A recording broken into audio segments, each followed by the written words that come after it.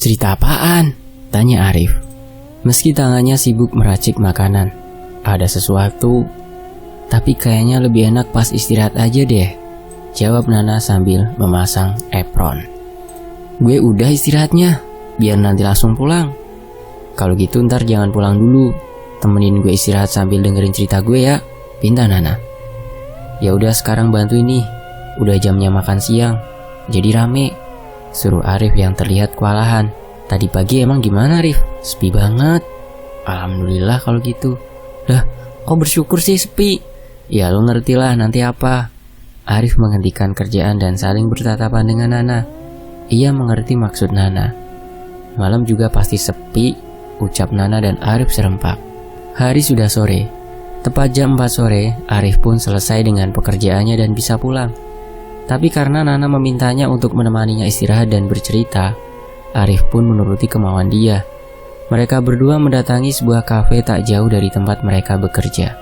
Karena waktu istirahat Nana sedikit, jadi ia tak bisa berlama-lama di kafe tersebut. Jadi lu mau cerita apaan nak? Tanya Arif. Soal kemarin Rif, setelah lo pulang dari rumah gue. Kenapa emang?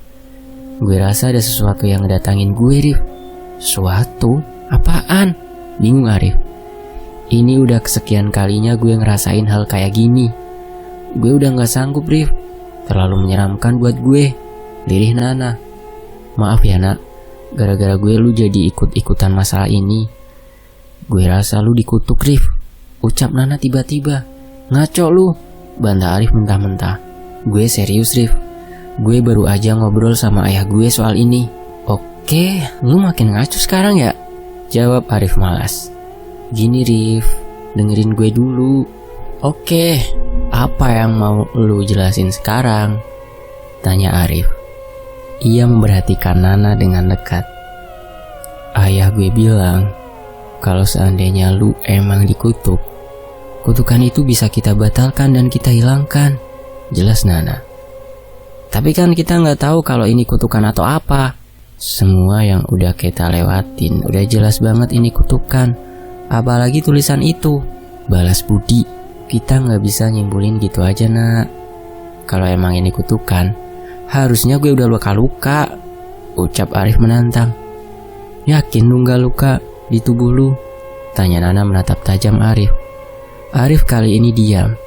Cara bicara Nana membuat Arif merinding. Dan ia memang belum melihat tubuhnya ada tanda-tanda luka atau tidak. Dan jika ada, Arif mungkin akan lebih depresi dari sebelumnya. Tubuh gue baik-baik aja kok, elak Arif terpaksa. Oke kalau gitu, Kak Gema pasti yang lagi kena kutuk. Nana please stop sebutin kata kutukan. Stop, pinta Arif. Ia mulai risih sekarang. Iya maaf, gue cuman pengen lu merasa sedikit tenang aja, karena udah tahu apa yang terjadi sama kita. Arif dan Nana terdiam. Mereka berdua saling tak berbicara sekarang. Sampai akhirnya Arif pun kembali bicara. Setelah gue pulang dari rumah lu, gue juga ngalamin hal aneh juga nak, ungkap Arif. Lu kenapa Arif? Nana sangat tertarik sekarang dengan yang Arif bicarakan. Saat itu gue ngerasa banget kalau itu nyata. Bahkan gue ngobrol sama Om Dava, jelas Arif. Om Dava? Bukannya dia gak mau ketemu kita lagi? Heran Nana. Itu dia nak. Saat itu gue gak bisa bedain mana kenyataan sama bukan. Mimpi maksud lu? Tebak Nana. Meski ia pun bingung. Gue juga gak tahu itu mimpi atau apa. Di situ gue ngobrol sama Om Dava. Bahkan gue ketemu sama Kak Gema yang keadaannya baik-baik aja nak. Serius? Kaget Nana. Iya, dan di situ gue ngelihat banyak orang main alat musik dan penari tradisional. Mereka jadul banget, tapi matanya penuh belatung. Nana merasa mual seketika saat Arif bercerita. Udah Rif, itu jijik banget, pinta Nana lemas. Iya nak, tapi gue inget banget Kak Gema ngomong sesuatu sama gue, lanjut Arif. Dia ngomong apa? Dia bilang, pergi dari sini, cari mereka. Siapa? Arif menatap Nana bingung. Ia merasa ragu sekarang. Gue rasa teman bapak. Rif, gue rasa bapak lu selama ini lagi coba berkomunikasi sama lu deh. pikir Nana. Kenapa gitu? Bingung Arif. Gini loh, lu itu terlahir dari keluarga yang spesial. Enggak semua orang yang punya kemampuan kayak lu. Dan sekarang lu ditempatin pada suatu kondisi yang membingungkan. Jelas Nana panjang lebar. Maksud lu apa sih nak? Gue gak ngerti deh. Rif, lu gak sadar? Yang baru aja ngomong sama lu itu bapak lu. Dan dia udah ngasih petunjuk supaya lu gak bingung lagi. Kukuh Nana menjelaskan. Arif sendiri masih tidak begitu yakin. Banyak hal yang tidak bisa Arif bedakan. Mana nyata dan hanya kiasan. Kalau itu bapak, kenapa dia gak langsung ngomong aja? Kenapa harus ditunjukin sama makhluk aneh kayak gitu? Bingung Arif.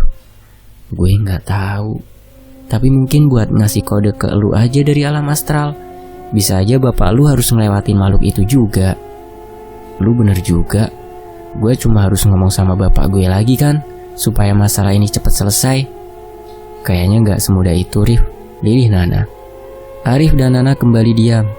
Mereka saling sibuk dengan pikirannya. Arif pun menjadi semakin dilema tentang keluarganya. Waktu istirahat gue selesai, lu juga harus ke rumah sakit kan? Tanya Nana. Iya, kalau gitu gue pulang dulu ya nak. Iya, gue juga mau balik ke resto. Saat itu Arif dan Nana kembali ke aktivitas masing-masing. Walaupun dengan pikiran yang penuh dengan banyak pertanyaan. Kutukan yang sebenarnya mungkin terjadi pada restoran tempat Nana bekerja saat ini. Jika tadi pagi sudah sangat sepi, pasti malam pun sangat sepi. Dan benar saja, padahal masih 1 jam lagi restoran baru bisa tutup. Tapi karena terlalu sepi, Nana dan kedua temannya berencana bersiap-siap untuk segera tutup. Bara! Teriak Nana dari dalam dapur. Buset nak, gua gak budek, sahut Bara yang ada di meja kasir. Tutup aja yuk, sepi banget, gua mau pulang. Ya udah beres-beres aja lu. Ini juga gua lagi ngitung omset hari ini. Bener ya, gua mau matiin semuanya nih, biar gak usah masak lagi. Iya, gua juga mau ngitung duit. Ribet nih gara-gara lu di dapur jadi gua yang kasir. Kesal Bara karena dia harus bergantian posisi. Hehe, jarang-jarang Bar. Kasih tahu Yudis juga buat beres-beres, perintah Nana. Gak usah disuruh nak, lu lihat aja tuh kursi udah dinaikin. Tunjuk Bara ke meja yang hampir seluruhnya dibereskan. Kesurupan setan apa tuh anak? Tumben rajin, kagum Nana. Gue dengar kali, seru Yudis mendengar namanya dibicarakan. Ya udah nak, beres-beres sono. Kalau butuh bantuan teriak aja, suruh Bara. Tenang, gue gerak cepat biar gak kemalaman pulangnya. Cakep. Bara memberikan jempolnya ke wajah Nana. Ia paham apa yang akan Nana lakukan. Nana mulai membereskan alat masaknya, serta membersihkan segalanya dengan sangat cepat di dapur. Tips ini ia pelajari dari Arif saat ingin tutup. Asal terlihat bersih, maka itu artinya sudah bersih. Tiba-tiba, prang! Beberapa panci dan teflon berjatuhan dari rak, membuat kegaduhan dan Nana kaget mendengarnya. Yudis, kalau mau ngambil pel itu pelan-pelan, geram Nana yang menyangka itu Yudis. Tapi saat Nana berbalik, tidak ada siapa-siapa di sana. Dan kain pel pun ternyata ada di dekat Nana. Tidak ada di dekat barang yang berjatuhan tadi. Yudis, panggil Nana mencari keberadaan temannya itu. Nana melangkah maju perlahan, memastikan bahwa itu semua hanya kejahilan temannya itu. Yudis, ulang Nana sedikit kencang.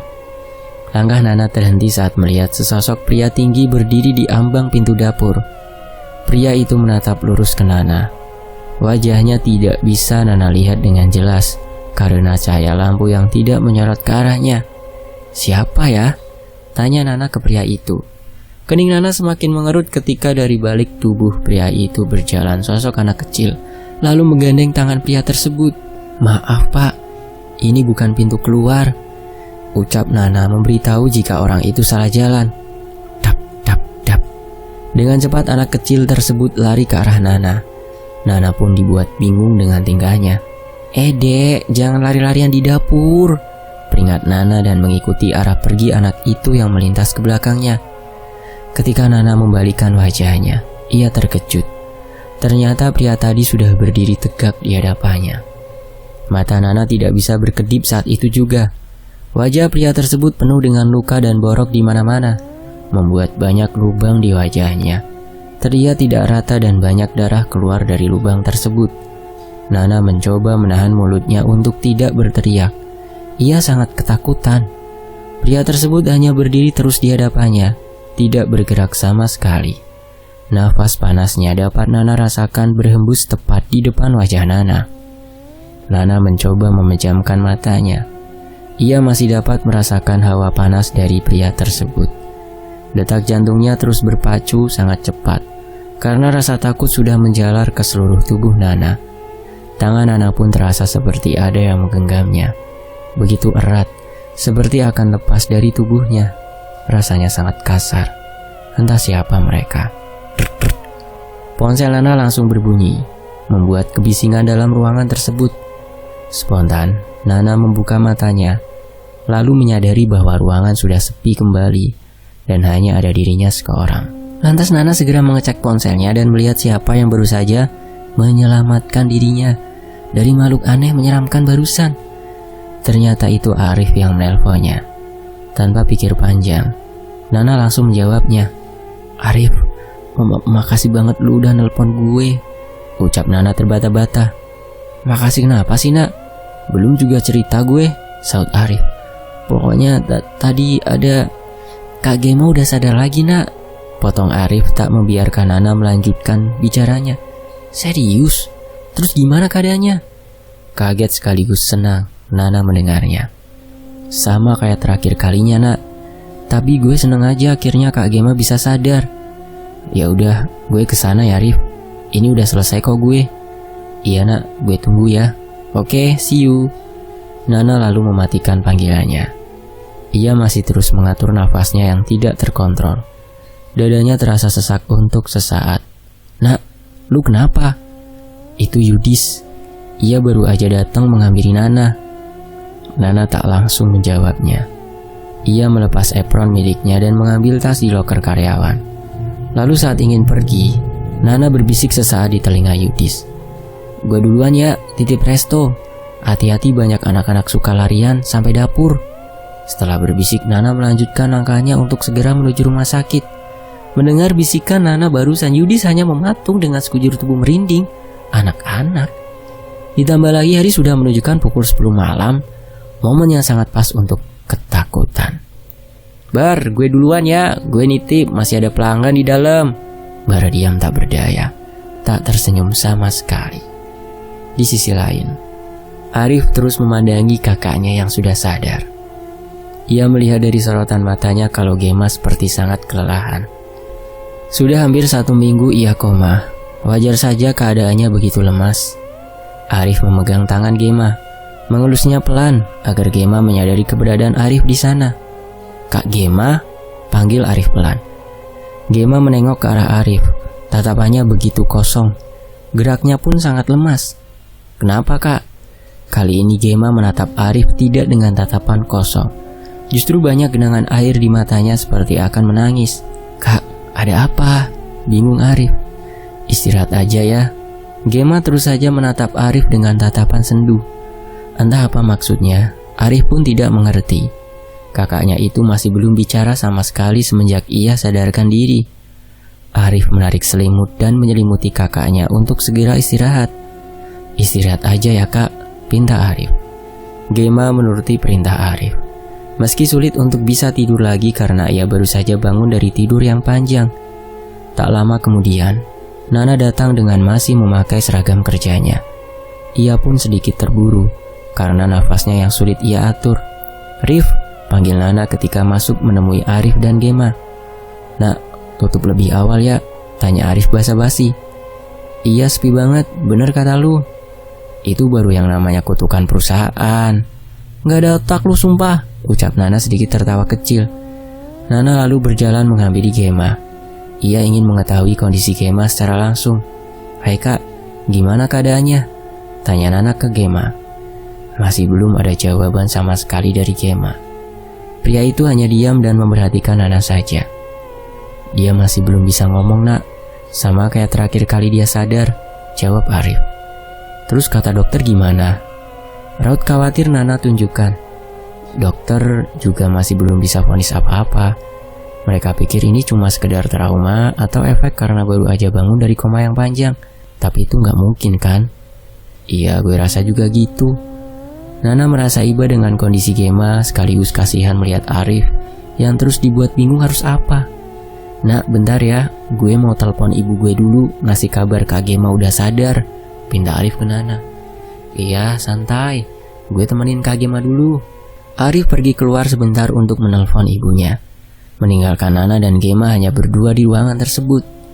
Nana duduk di dekat Gema. Ia mencoba untuk mengajak bicara Gema seperti biasanya. Banyak omong, Kak Gema, panggil Nana pelan. Gema menoleh ke arah Nana. Ia menatap lekat Nana dan seperti sedang mendengarkan ucapan Nana. Kak, tahu nggak? Arif itu khawatir banget sama Kak Gema karena sakit kayak gini. Nana mulai bercerita. Pas tahu kakak dirawat aja, dia langsung tuh lari ke sini buat ngecek Kak Gema. Dia takut banget kayaknya kehilangan kakak satu-satunya dia. Cepet sembuh ya kak, kasihan Arif.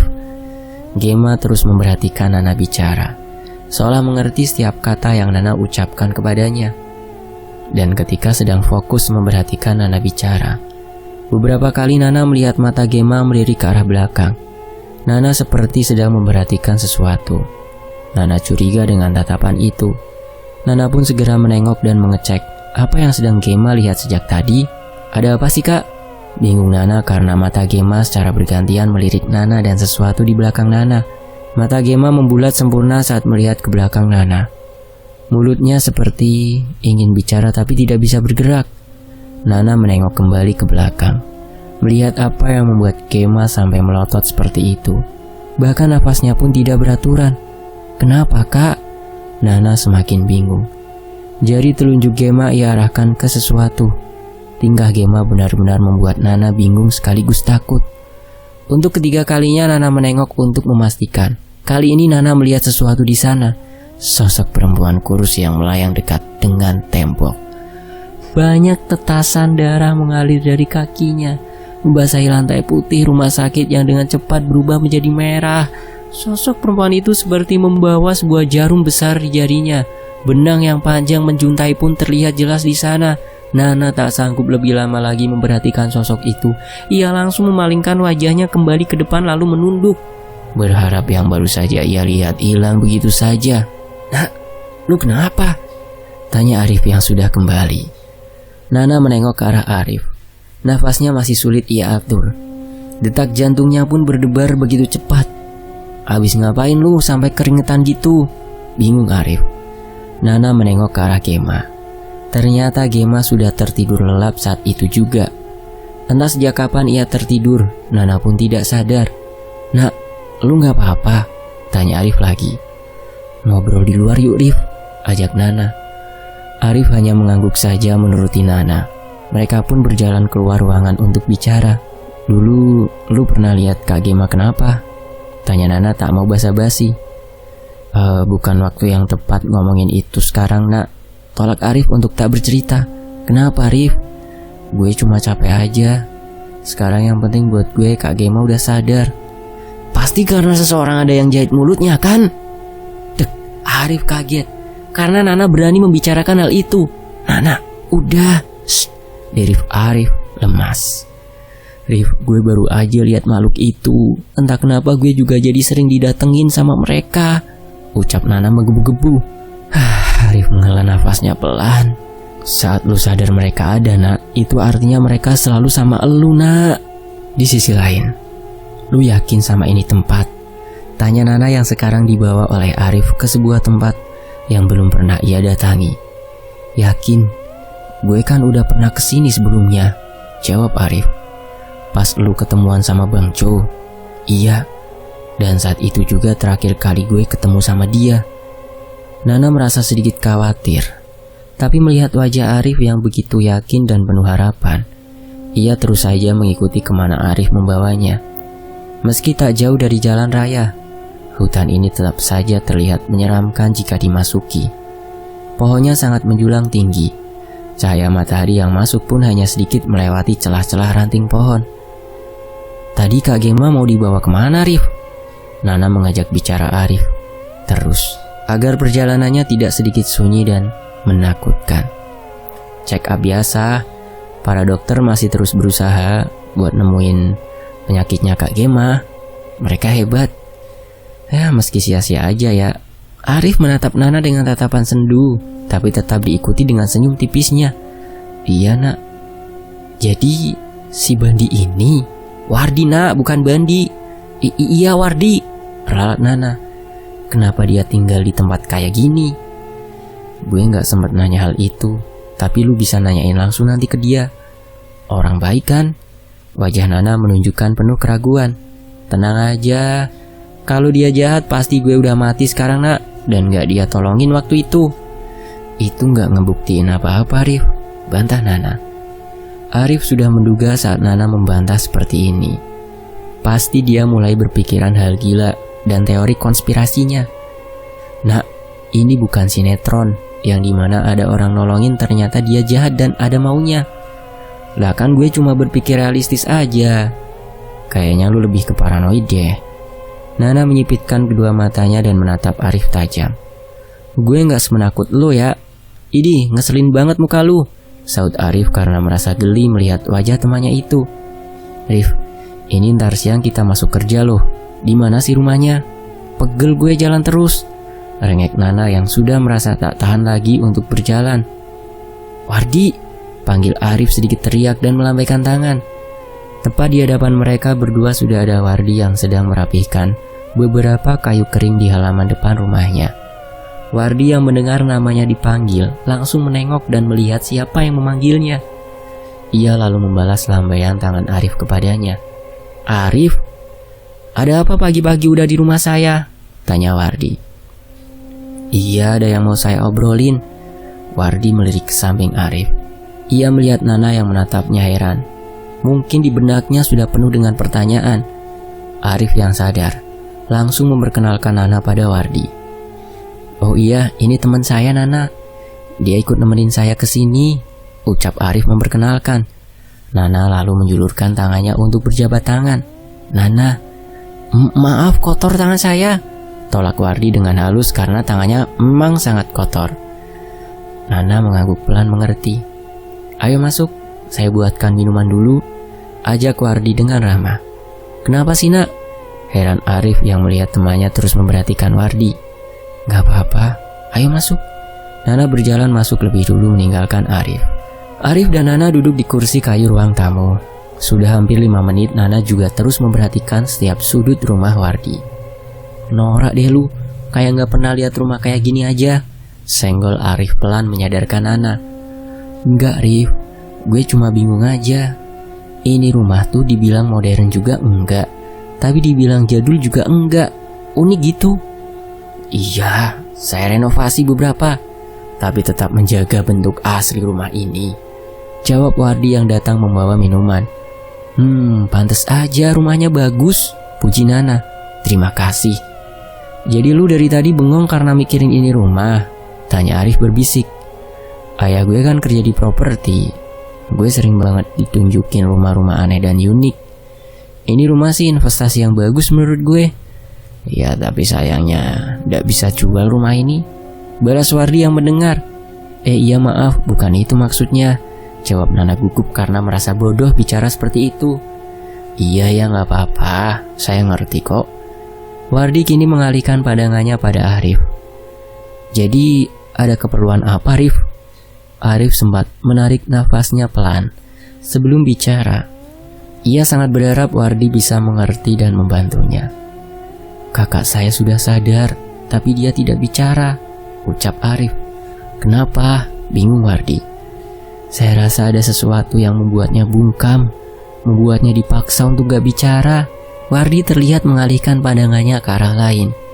Beberapa kali juga ia menghela nafasnya. Wajahnya terlihat khawatir. Entah apa yang dia pikirkan. Kamu rasa atau kamu lihat? Tanya Wardi yang mulai serius. Kamu bisa tahu? Bingung Nana. Ia sendiri terlihat kaget. Wardi mengangguk pelan. Saya sama seperti Arif, bisa melihat sesuatu yang tidak bisa orang lain lihat. Nana terdiam. Tapi kini tahu alasan Arif begitu percaya dan yakin pada Wardi. karena mereka memiliki kemampuan yang sama. Hanya saja Wardi mungkin lebih beruntung karena bisa mengendalikannya. Saya sempat melihatnya. Makhluk itu seperti menjahit mulut Kak Gema, tapi saya nggak tahu itu nyata atau tidak. Rasanya sedikit kabur. Jelas Arif ragu. Tunggu, saya juga bisa melihat makhluk itu. Apa itu artinya saya juga punya kemampuan seperti kalian? Ucap Nana memotong pembicaraan. Bukan, bantah Wardi. Lalu apa? Mungkin yang kamu lihat itu karena makhluk itu sengaja ingin menunjukkan dirinya. Tapi yang dialami Arif berbeda. Berbeda? Arif hanya diam dan mendengarkan penjelasan Wardi. Iya, kamu pasti hanya sekilas, tapi yang kami alami seperti nyata. Benar kan Arif? Wardi kini berbalik menatap Arif. Iya, seolah saya punya dua dunia. Saya nggak bisa bedain mana yang nyata. Wardi tersenyum lega saat Arif bicara seperti itu. Tapi Arif sendiri merasa aneh kenapa Wardi tersenyum. Kenapa? Bingung Arif. Secara tidak sadar, kamu udah tahu artinya, ungkap Wardi. Maksudnya? Nana ikut-ikutan penasaran. Iya, seperti yang Arif baru saja bilang. Seolah ada dua dunia. Dan itu memang benar. Saat itu kamu memang sedang ada di dunia yang berbeda. Arif dan Nana saling melirik. Sedikit tak mengerti maksud dari Wardi. Saya nggak ngerti, gimana bisa? Tanya Arif. Jadi gini, terkadang kita nggak sadar kalau diri kita ternyata sudah berpindah dunia. Portal itu ada di mana-mana, tapi untuk orang yang tidak sadar, mereka akan keluar dengan begitu saja, tanpa diminta. Tapi jika kita sadar, akan sedikit sulit untuk keluar dari dunia itu. Jelas Wardi. Dan setelah ini, kamu, Arif, akan sedikit sulit untuk keluar dari dunia itu. Lanjut Wardi yang membuat Arif merinding mendengarnya. Arif tertunduk lemas. Ia terus berpikir apa yang harus ia lakukan sekarang. Jadi saya harus gimana? Tanya Arif dengan penuh harapan. Kamu harus tahu mau mereka itu apa. Saya nggak tahu mau mereka apa. Arif menggelengkan lemas kepalanya. Mereka cuma punya dua alasan kenapa melakukan ini. Apa aja alasannya? Nana orang pertama yang sangat penasaran dengan penjelasan Wardi. Pertama, karena mereka ingin menggantikan hidup kita. Dengan kata lain, mereka ingin menjadi diri kita. Dan kedua, karena mereka dipanggil untuk suatu urusan. Jelas Wardi. Keduanya masuk akal. Tapi yang mana alasannya? Nana berpikir keras. Gimana kalau keduanya? Ucap Arif menatap Nana lekat. Semua alasan yang dijelaskan Arif terasa masuk akal. Mungkin saya dengan semua bukti yang sudah Arif temui, itulah mau dari mereka. Wardi, tolong bantu kakak saya. Mohon Arif pada Wardi. Tolong gimana sih Rif? Bingung Nana. Nah, gue paham. Mungkin aja setengah jiwa Kak Gema ada di dunia seberang. Makanya dia gak bisa ngomong dan gerak seperti itu. Gimana caranya Rif? Kita nyari perkumpulan bapak lu aja gak nemu, apalagi nolong. Perkumpulan? Wardi memotong pembicaraan Nana. Iya, bapaknya Arif itu masuk perkumpulan aneh yang punya buku tua dengan tulisan Jawa kuno yang aneh juga. Tapi Arif gak bisa ingat semua itu. Boleh saya lihat? Pinta Wardi. Boleh. Benar, saya sudah simpan beberapa fotonya di ponsel saya. Nana lalu mengeluarkan ponselnya dan menunjukkan pada Wardi semua yang sudah Nana dan Arif temukan selama ini. Wardi terkejut. Wajahnya pun berubah sedikit takut melihatnya. Arif dan Nana pun menjadi sedikit bingung dibuatnya. Ini sebuah kesalahan, ucap Wardi lemas. Kesalahan? Saud Arif dan Nana serempak. Saya pernah dengar perkumpulan ini. Mereka disebut kejawen. Yang saya tahu mereka sangat taat dengan agama dan Tuhan. Tapi beberapa pengikutnya ada yang meragukan itu semua dan mulai menyembah hal lain untuk hal-hal pribadi. Wardi menjelaskan dengan sangat detail. Bapak kamu tergabung dengan penganut kejawen, tapi dia juga salah satu orang yang meragukan anutannya. Lalu buku yang mereka bawa itu apa maksudnya? Semuanya berbeda-beda? Tanya Nana. Kamu pernah dengar kotak tipu? Iya pernah, kotak yang menyegel banyak roh jahat kan? Betul. Buku ini semacam kotak itu. dia menyegel beberapa roh jahat yang berbeda-beda di dalamnya untuk tujuan tertentu. Jadi itu alasannya saya juga dihantui sama mereka, ucap Nana merinding mengetahui yang sebenarnya terjadi. Wardi hanya mengangguk, menyetujui apa yang dikatakan oleh Nana. Maaf, hanya segitu yang saya tahu. Saya nggak bisa bantu lebih, ucap Wardi tiba-tiba. Kita nggak tahu harus kemana. Saya mohon bantu Kak Gema. Arif memohon kembali pada Wardi. Saya sudah nggak bisa lagi ngelakuin itu. Arif terdiam dan berpikir tentang yang Wardi ucapkan. Kamu bisa masuk ke dunia itu dengan mudah, iya kan? Tanya Arif mendesak Wardi. Hah? Dia bisa? Kaget Nana.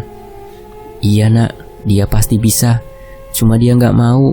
Kenapa? Kenapa kamu nggak mau? Resikonya besar Arif. Di sana bisa membuat pikiran kita kacau. Dunia nyata dan astral seolah berhubungan. Kalau gitu ajari saya, biar saya yang masuk. Kini Wardi yang dibuat kaget. Jarang sekali ada orang yang ingin diajari. Kebanyakan malah menghindar. Nggak bisa, tolak Wardi kembali. Tapi kalian pulang sekarang, pinta Wardi baik-baik. Saya nggak tahu lagi harus berbuat apa. Saya tahu, ucap Wardi menenangkan Arif. Saya tahu apa yang harus dilakukan. Yang perlu kamu lakukan sekarang hanya menunggu saja dan pulang. Sampai kapan? Kalau udah tepat waktunya, saya yang akan temui kamu duluan. Arif mematung. Pria ini sedikit aneh. Entah apa maksud dia. Ingin menolong atau tidak saja sangat sulit ditebak. Arif dan Nana terpaksa keluar dari rumah Wardi. Arif rasa Wardi sedang merencanakan sesuatu, tapi tidak tahu apa itu. Berapa kali ya kita diusir kayak gini? Decak Nana kesal. Yang mengerikan bukan saat melihat makhluk itu, tapi saat sadar makhluk itu ternyata selalu bersama kita. Bersambung. Nantikan kelanjutannya hanya di Fakta Sejarah. Terima kasih untuk Bang Gema. Terima kasih untuk teman-teman yang sudah menyimak kisah ini di sini di Fakta Sejarah. Saya pamit. Wassalamualaikum warahmatullahi wabarakatuh. Alhamdulillahirabbil alamin.